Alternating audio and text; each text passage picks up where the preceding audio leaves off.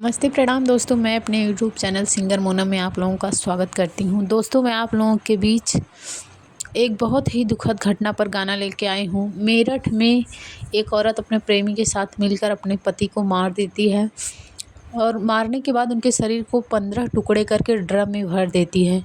उसी पर मैं गाना लेके आई हूँ। दोस्तों, गाना को आप लोग पूरा सुनिए। अच्छा लगे तो कमेंट करिए, लाइक करिए, चैनल को सब्सक्राइब करिए। मुझे भी अपना प्यार दीजिए और आगे बढ़ाइए। मेरठ का एक दुखद कहानी हम आप लोग के सुनावत बानी। मेरठ का एक दुखद कहानी हम आप लोग के सुनावत बानी। रहे एगो पत्नी, नाम रहे मुस्कान हो। प्रेमी संग मिलके ले लेहनी पति के जान हो। रहे एगो पत्नी, नाम रहे मुस्कान हो। प्रेमी संग मिलके ले लिहनी पति के जान हो। बेटी के अनाथ बनवली, मंगिया के सिंदूरा मिटवली। बेटी के अनाथ बनवली, खुद से आपन सिंदूरा मिटवली।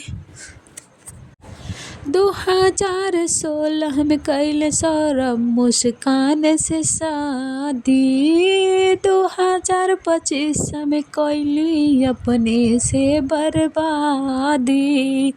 2016 में सौरभ कैली हने शादी। 2025 में कैली अपने से बर्बादी। माई बाप का छीनी लेहनी लालावा, माई बाप का छीनी लेहनी लालावा।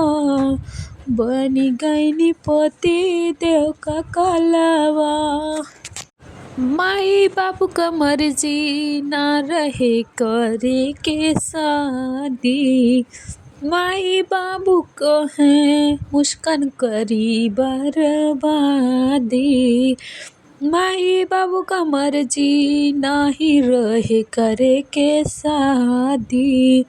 माई बाबू को है एक दिन करी बर्बादी।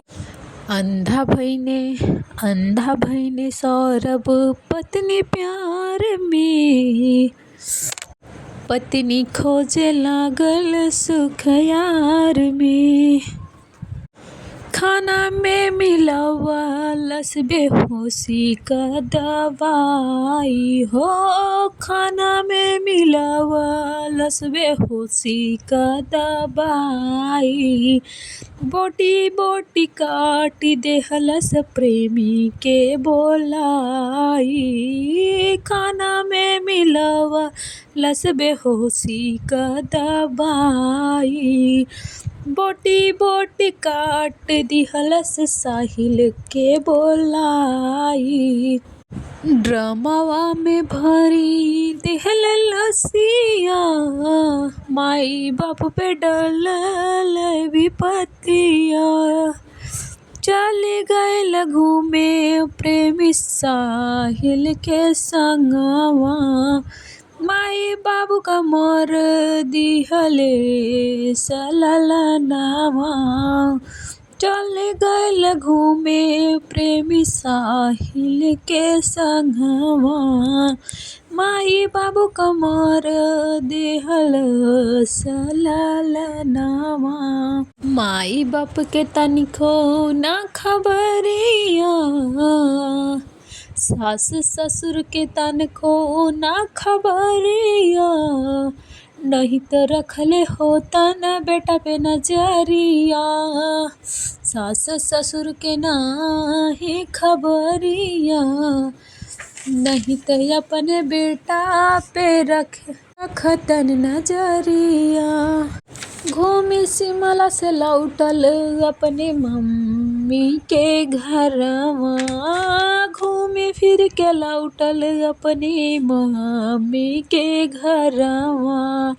कहे मम्मी सास ससुर धौले से नूरवा, मारी देहल सौरभ का जनवा, उनकर माई बाबू बिरनवा। मारी दिहल सौरभ का जनवा, उनकर माई बाबू बिरनवा। माई नाही मनली अपने बेटी का बतिया, ऐसे नाही करिहे लोग बेटा के संगतिया।